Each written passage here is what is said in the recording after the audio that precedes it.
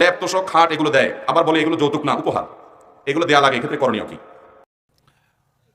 আমি প্রায় বলি, চাঁদাবাজ, ডাকাত এবং দুর্নীতিবাজরা দুর্নীতি করে, খারাপ লোকরা মানুষের টাকা আত্মসাৎ করে, ছিনতাইকারী ছিনতাই করে, এটা বোঝা যায় যে এটা ডাকাত ছিনতাই করছে।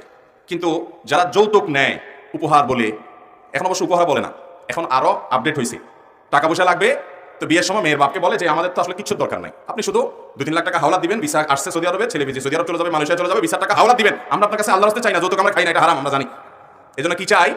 হাওলাত চাই। এটা হলো আরো বড় চিটারি।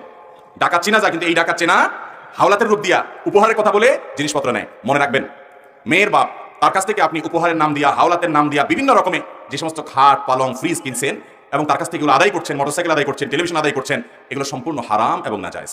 এগুলো জায়েজ হওয়ার কোনো কারণ, একজন চোর চুরি করে, ডাকাত ডাকাতি করে, আপনি যা করেছেন এটা একই বিষয়, ওই দুটার ভিতরে পার্থক্য করা কঠিন। আপনিও জুলুম করে সম্পদ আত্মসাৎ করেছেন। আল্লাহ তাআলা আমাদেরকে হারাম থেকে